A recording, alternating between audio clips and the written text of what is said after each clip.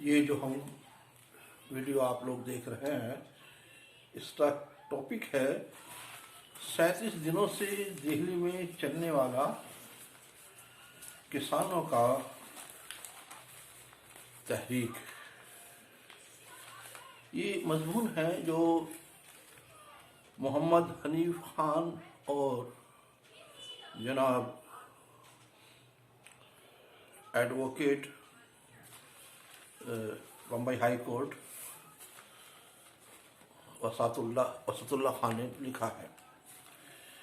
تو اس ماہ میں ہم جو خبریں آ رہی ہیں 37 دن ہو گئے ہیں اور دہلی کے 5-6 جگہوں پر یہ لوگ بیٹھے ہوئے ہیں۔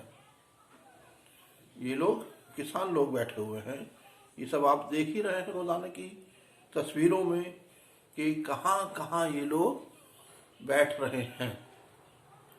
سنگھو بارڈر پر، شاہجہاں آباد جو راجستھان اور گڑگاؤں یا ہریانہ کو جوڑتا ہے وہاں پر بیٹھے ہوئے ہیں، ٹکری بارڈر پر بیٹھے ہوئے ہیں، سنگھو بارڈر پر بیٹھے ہوئے ہیں، اور آپ کے چلا بارڈر پر بیٹھے ہوئے ہیں، اور غازی پور بارڈر پر بیٹھے ہوئے ہیں۔ یہ ساری تصویریں آپ کو روزانہ مل رہی ہیں۔ ان تصویروں کے دکھانے کی کوئی خاص ضرورت نہیں ہے، لیکن جو چیز ہے جو اردو میڈیا میں بھی بہت ساری خبریں آ رہی ہیں، جس میں یہ محمد حنیف خان کا یہ مضمون جو کہ آج 2 جنوری 2021 میں آیا ہے، اسے ہم آپ کو یہ ظاہر کرنے کے لیے کہ کس طریقے سے اردو میڈیا ان خبروں کو دیکھ رہا ہے وہ ہم آپ کے سامنے رکھ رہے ہیں۔ کہتے ہیں ماہ اور سال کی تبدیلیوں سے اگر زندگیاں بدل جائیں تو اتنا اچھا ہوتا۔ سال کے خاتمے کے ساتھ سبھی دکھ درد بھی ختم ہو جاتے ہیں۔ سال کے خاتمے کے ساتھ سبھی دکھ درد ختم۔ یہ کسان جو ٹھٹرتی ہوئی رات میں اپنے وجود کو سمیٹے کھلے آسمان کے نیچے بیٹھے ہوئے ہیں، تحریک چلا رہے ہیں، ایک اسٹرائک پر بیٹھے ہوئے ہیں، پروٹیسٹ میں بیٹھے ہوئے ہیں، بالکل اسی طرح سے جیسے کہ پچھلے سال مسلم اور سیکولر لوگ اور دلت لوگ اور بیکورڈ کاسٹ کے لوگ اور ہمارے ساتھ کسان بھی آ گئے تھے وہاں پر شاہین باغ میں اور سینکڑوں جگہ پر پورے ملک میں بیٹھے ہوئے تھے۔ یہ جوش و خروش ہوتے ہوئے اگر ایسا نہیں ہوتا ہے اور کسانوں کے ساتھ تو بالکل نہیں ہوتا، ورنہ آزادی کے بعد سے اب تک کسان بے یار و مددگار کیوں ہوتے؟ کتنی افسوس کی بات ہے کہ بیاج سے کسان ہر دن خودکشی کرتے ہیں۔ ہر شعبے میں تب سے اب تک نت نئی تبدیلیاں آئی ہیں، تکنیک اور محنت سے مالا مال ہوئے ہیں، مگر زراعت کا شعبہ آج بھی پسماندہ ہے، اور حکومتیں اس علامتی تبدیلی کا حقیقی تبدیلی کے طور پر پیش کر کے اپنی پیٹھ خود تھپتھپاتی رہتی ہیں۔ ورنہ زمینی حقیقت ایسی ہے کہ حکومتیں ان سے آنکھیں چار نہیں کر سکتی ہیں۔ زراعت کے شعبے میں آنے والی تبدیلی علامتی اس لیے ہے کہ محض کچھ کسانوں کے پاس پیسہ آیا ہے، باقی زیادہ تر کسان جو 10 ایکڑ سے یا 5 ایکڑ سے کم کے والے ہیں وہ بیچارے بہت ہی پریشانی کی حالت میں زندگی گزارتے ہیں۔ حکومت سرکاری خریداری مراکز کے ذریعے حمایت یافتہ قیمت MSP پر گندم اور دھان کی خریداری کرتی ہے، لیکن وہاں ان چھوٹے کسانوں کا اناج نہیں جاتا ہے بلکہ ان مراکز پر بڑے کسانوں کا اناج فروخت ہوتا ہے۔ सच्चाई यह है कि छोटे किसानों का अनाज मंडियों में कम कीमत पर फरोख्त होता है और ये उनकी मजबूरी भी है। हुकूमत एमएसपी पर 1800 रुपये से जायद कीमत देकर धान खरीद रही है, मगर यही धान मंडी में महज 1012 रुपये में फरोख्त हो रहा है। जाहिर सी बात है कि ऐसे में छोटे किसानों की जिंदगी अगर अजीरन नहीं होगी तो क्या होगा। अलामती तरक्की की बजाय ये हकीकत है कि भारत में यूमिया 28 किसान खुदकुशी करते हैं।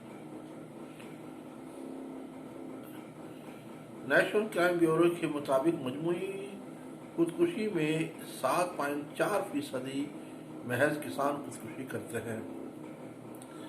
2019 में 1,02,081 किसानों ने खुदकुशी की। सोचिए, 10,281 किसानों ने खुदकुशी की। मजमूई तौर पर 1,39,516 अफराद ने खुदकुशी की। 10,000 किसानों ने 2017 में खुदकुशी की। सितंबर 2019 के एक रिपोर्ट में आलमी सेहत तंजीम WHO ने जनूब मशरकी एशिया में इंडिया को या भारत को सबसे ज्यादा खुदकुशी वाला मुल्क करार दिया था। इससे अंदाजा लगाया जा सकता है कि भारत में किसान किस तरह से परेशान है। हुकूमत को खुद सोचना चाहिए कि अगर किसी के पास 1 रुपया कम हो, ख्वाह वो कितना ही गरीब क्यों ना हो, रेल का टिकट उसको नहीं मिल सकता है। अशिया खुर्दनी जो प्रोसेसिंग के बाद मार्केट में आती है, अगर कंपनी ने उसकी कीमत 10 रुपये मुकर्रर की है तो वो 9 रुपये में नहीं मिल सकती है। ऐसे में किसान की पैदावार जिसकी हुकूमत ने MSP मुकर्रर कर रखी है, वो इससे निस्फ कीमत में क्यों खरीद ली जाती है।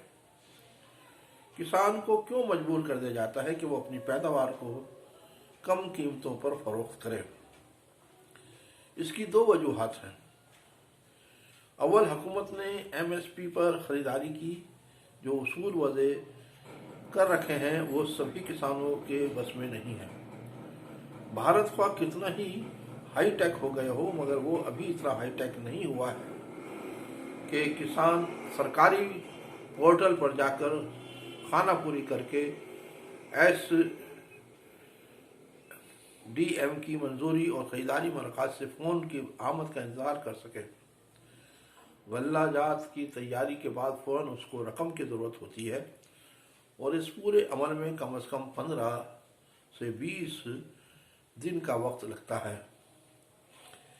ऐसे में उसकी मजबूरी होती है कि वो ओपन मार्केट या फिर बनिए का रुख करे, जहां उसको हकीकत में ज़िबह कर दिया जाता है।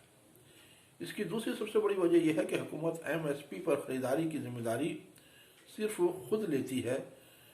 वो उस बात को सरकारी सतह पर यकीनी नहीं बनाती है कि इसकी मुकर्ररा करदा कीमत पर ओपन मार्केट में भी किसान की पैदावार फरोख्त हो। नए कानून में इस बात का इंतजाम किया गया है कि किसान जहां चाहे और जिससे चाहे पैदावार की फरोख्त करे। देखने में तो ये बहुत अच्छा मालूम होता है, लेकिन हकीकत इसके बिल्कुल बरक्स है। कोई कंपनी ऐसी नहीं है जो ये चाहेगी कि वो प्रोसेसिंग के लिए आला कीमतों पर अनाज की खरीदारी करे। इसलिए ओपन मार्केट के बाद किसानों की हालत मजीद बदतर हो जाएगी। ऐसे में ज़रूरत इस बात की है कि हुकूमत इस बात को यकीनी बनाए कि वो पैदावार की जो कीमत यानी MSP मिनिमम सेलिंग प्राइस मुकर्रर करेगी, उससे कम कीमत पर कोई भी कंपनी या फर्द खरीदारी नहीं कर सकता। हुकूमत को चाहिए कि वो किसी भी सूरत में इससे कम पर खरीदारी को ताज़ीरी जुर्म करार दे। जब तक किसानों को इनका हक MSP नहीं दिया जाता है, उस वक्त तक किसानों की यही हालत रहेगी। हुकूमत ख्वाह कितनी भी इस्लाहात करे, ज़मीनी हकीकत महज कागजी कार्रवाइयों से पूरी नहीं होती है। اس کے لیے ضروری ہوتی ہے کہ اس کو زمینی سطح پر نافذ کیا جائے۔ ایم ایس پی ایسا انتظام ہے جس کے یقینی بن جانے کے بعد کم از کم کسان کو کوئی ٹھگ نہیں سکتا ہے۔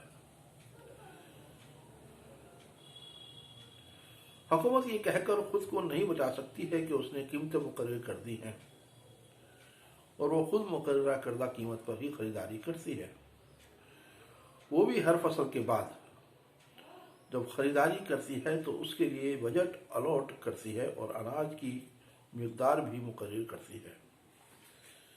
ایسے میں کیا اس کو نہیں معلوم ہے کہ وہ سبھی کسانوں کا غلہ خریدنے کے بجائے محض چند فیصد کسانوں سے ان کی پیداوار کا کچھ فیصد ہی خریدتی ہے؟ اس لیے حکومت کی ذمہ داری بنتی ہے کہ وہ کسانوں کی زندگی کو بہتر بنانے کے لیے اس سمت میں کام کرے۔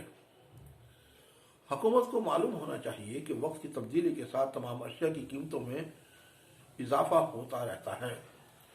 خود حکومت اپنے ذریعے یا کمپنیوں کے توسط سے کسان یا عوام کو جو چیزیں فروخت کرتی ہے اس میں وہ کس قدر اضافہ کرتی جاتی ہے۔ ہندوستان ایلومینیم یا ہندوستان لیور لمیٹڈ اس کا بہترین مثال ہے۔ اس وقت جو ڈیزل 73 روپے میں چل رہا ہے، 2014 میں یہ 57 روپے میں فروخت ہوتا تھا۔ 2014 میں یہ 57 روپے میں فروخت ہوتا تھا اور اب یہ 73 روپے 90 پیسے میں بک رہا ہے۔ اسے سے اندازہ لگایا جا سکتا ہے کہ قیمتیں کس طرح 3-4 سال میں کتنی بڑھ جاتی ہیں۔ مرکزی حکومت ڈیزل پر 32 روپے اور ریاستی حکومت ویٹ کی صورت میں 10 روپے سے زائد وصول کرتی ہے۔ 14 کلو گیس سلنڈر کی 2014 کی قیمت 564 روپے تھی، جبکہ اس وقت 732 روپے ہے۔ گیس کی قیمت میں محض ایک ماہ میں 2 بار 50 روپے کا اضافہ ہو چکا ہے۔ حکومت بجلی ایکٹ 2003 میں بھی ترمیم کا بل لانا چاہتی ہے، جو در حقیقت پرائیویٹائزیشن کی طرف ایک اور قدم ہے۔ اس کے بعد بجلی قیمت بھی حکومت کی بجائے پرائیویٹ کمپنیاں طے کریں گی، جس کے بعد 5 گنا زیادہ اس کی قیمتوں میں اضافے کا امکان ہے۔ ابھی ہر ریاست میں ڈومیسٹک کیٹیگری میں کم قیمت پر بجلی ملتی ہے۔ کئی ریاستوں میں کسانوں کی بجلی مفت دی جاتی ہے، لیکن بجلی ایکٹ 2003 میں ترمیم کے بعد اس میں کوئی کیٹیگری نہیں رہ جائے گی، سبھی سلیب ختم ہو جائیں گے، سب کو ایک ہی قیمت پر بجلی ملے گی۔ تب حکومت اپنی محصول میں اضافے کے لیے اتنا پرعزم ہے تو وہ کسانوں کی آمدنی یقینی بنانے کے لیے صرف کاغذات میں ہی کام کیوں کرتی ہے؟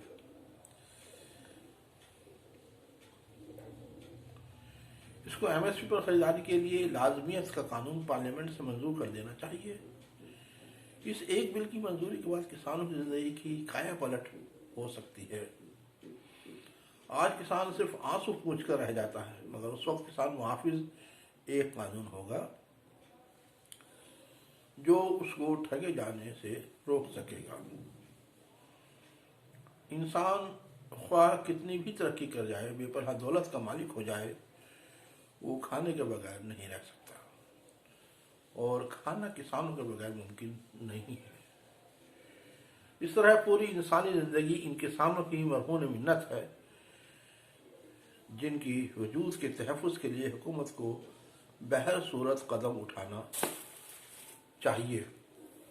اتنی سردی میں، اتنی گرمی میں یہ جو ہمارے کسان بھائی بارڈروں پہ دلی کی سردی میں، جبکہ 1 ڈگری ٹیمپریچر رات کا آ چکا ہے، بیٹھے ہوئے ہیں، وہیں رہ رہے ہیں، وہیں سو رہے ہیں، وہیں جاگ رہے ہیں، وہیں نعرے لگا رہے ہیں، وہیں ایک نیا سال منا رہے ہیں۔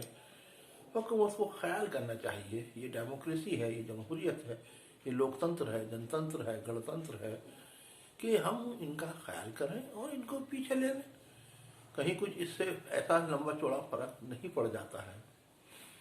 تو یہ مضمون تھا محمد حنیف خان کا اور ایڈوکیٹ امانت اللہ خان کا، جس کو ہم نے آپ کے سامنے پیش کیا ہے. آپ ہمارے چینل کو سبسکرائب کریں، اس چینل کو زیادہ سے زیادہ شیئر کریں، زیادہ سے زیادہ لائک کریں، تاکہ ہم ملک اور ملت کے سامنے جو مسائل آ رہے ہیں اس میں نئی نئی ویڈیو بنا کر آپ کے سامنے پیش کر سکیں، تاکہ آپ اس کو دیکھ کر اپنی رائے عامہ، اپنی رائے تشکیل کر سکیں. وآخر دعوانا الحمدللہ رب العالمین.